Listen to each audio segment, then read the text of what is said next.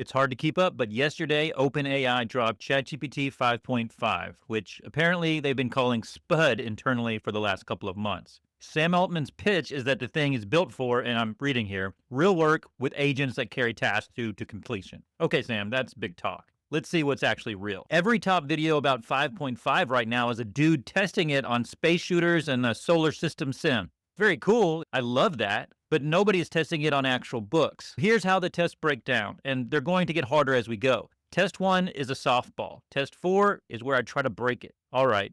Test 1, the series Bible recall test. I built a fake fantasy series Bible, about 3,500 words, 3 books worth of lore, a magic system, character arcs, a whole timeline.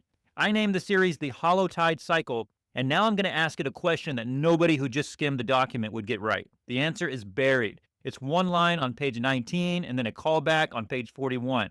If the model's just surface scanning, it's going to guess wrong or make something up. 5.5 did well here. It noticed that after the sundering, the blade was snapped in half. It also picked up that in book 2, the lost tip of it resurfaces in the hands of Jessa Vorn, which is great. It also knew that Marin explicitly refused to reclaim it or even touch it. So for this, I'd say it did a really great job of picking out all of the nuances and working as a sort of book Bible. So what they say about the context window and understanding, I think it's true for 5.5. Test 2, the scene punch up. Let's see if we can fix a flat scene. I wrote, again, on purpose, a genuinely mid-scene. Wasn't that hard. 2 characters in a tavern, one has a secret, the other is supposed to figure it out. Regular story stuff. I stripped the tension out of it so bad, like aggressively bad.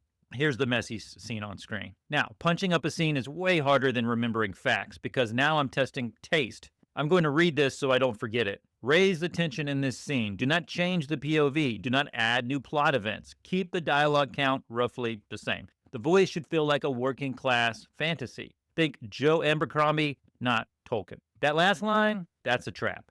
5.5 took no time at all coming back. Let me scroll down here so that you can pause it if you want to read this. This is even in the thinking mode, and it came back super fast. All right, there we go. It's all done. So you can compare the two if you'd like. I'm going to say that I really like this. This is one of the best jobs I thought it did of revising and editing some content. I like the story itself. Now, this is revision, so I think for revision, ChatGPT 5.5 is doing pretty well. I like the tension. I like the dialogue that's sparse. I am enjoying reading this story. And there's some good description. Doesn't sound generic to me. Doesn't sound cliche or overused. Just stood out to me. Around them, the tavern kept roaring along. Dice rattled. A chair scraped. Some carter near the bar sang one line of a dirty song and forgot the rest. Good noise. Useful noise. The sort of man could hide under if he didn't breathe too sharply. I like that. And I actually like the dialogue here too. So yeah, I think it did a great job at this actually. Revision is a win. Test 3, the plot hole hunt. I'm giving 5.5 a full manuscript, just under 20,000 words, plus the series Bible from Test 1, which I'm also feeding back in. So now we're at about 23,000 words of context, and we're asking Spud to hold it all at once. We need to see if this thing actually works for us, right? I planted a plot hole in the manuscript on purpose. Not a tiny one, a real one. The kind of plot hole where if you were reading this as a beta reader, you'd close the document and text the author, wait, hold on, you got to fix this. The whole pitch of Spud is that it's supposed to carry through. So let's see. I like how it says it's going to treat the series Bible as canon and the book 1 as the suspect. Okay, let's see if 5.5 caught everything that I planted. We got critical, major severity, and moderate. It's a pretty simple, basic, ugly chart, to be honest with you. I'm not that impressed with it. Let's see what else we can do. Here's another chart that I think might look better. It's still simple, but it's simple to read. Again, could be a nicer looking chart, but at least it's simple. So here is where the continuity problems, according to 5.5, happen the most. I actually found a lot, which is good. 7 critical, 10 major, 5 moderate. The worst problems cluster in those chapters. Book 1 turns into book 2. The series Bible says book 1 should run from this section to this section. Instead, it kills Home in chapter 5, introduces Jessa in chapter 9, reveals Peter in chapter 14. Okay, that's one of the things I wanted it to catch, that we actually named him before we knew he existed. Okay, that's a good catch. The Dunmore error. The Bible says Dun never goes full during the dry season. And the book 2 notes specifically a full dun moon. This is another plant here. It got the timeline. It got that right. It actually got everything perfect. I think 5.5 with its ability to reason and capture context and keep it across documents, that's one of the most helpful things for authors. So we could really build a good book Bible with this system. You create a project, you upload your book Bible, you upload your manuscript, and you can compare the two. That is fantastic. Now, if we wanted to see what this story looked like in a different story structure, we would drop it over into my new Story Shift tool. You just paste a premise in there, and you can go through all 50 of these different story structures, see what it looks like, get an explanation of each one.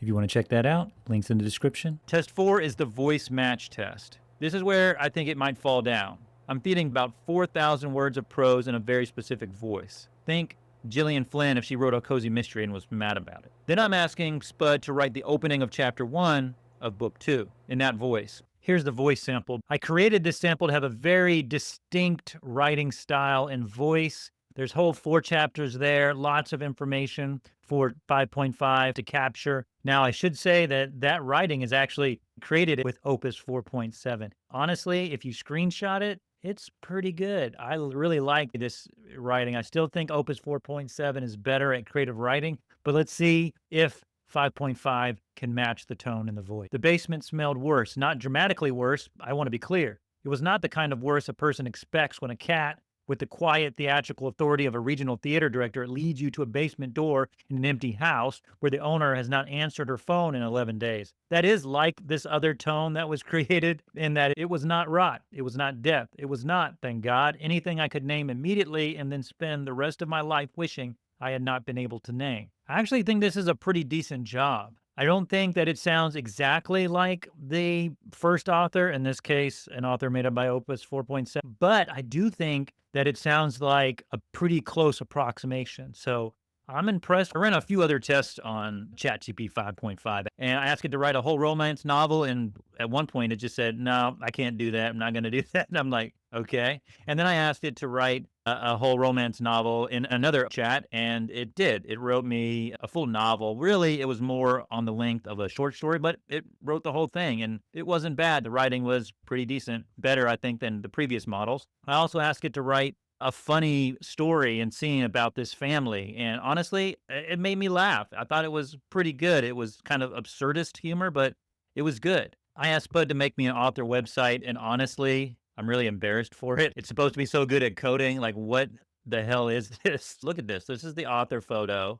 These are the books. It looks like a kindergarten made this, and I don't want to insult kindergartners with that. So I'm asking it to do better next time. Okay, this website's a lot better than the first one, but here's the actual author photo. The book photos are terrible. It still looks pretty basic. This is something that my 12-year-old could definitely make and probably make a lot better. You could one-shot a better website than this with most AI platforms. So I don't know why ChatGPT 5.5 is having such trouble with this. I'm going to keep trying because it's supposed to be so good at coding. Let's see if that works. Okay, what actually worked was asking ChatGPT to create images, image of the website with the author and then image of each one of the book covers, and then using those images to ask ChatGPT to create a website based on those images that looks like that website. And here's what we get stunning. Every time one of these models drops, somebody in the comments asks me if this is the one that replaces us. And it's not. What they do is take the boring parts, the continuity checks, the plot hole hunts, the stuff that used to eat a whole Saturday. That's the part you hand off. The writing is still yours. The voice is still yours. So use the workhorse for what a workhorse is for and keep writing. I'll see you in the next one.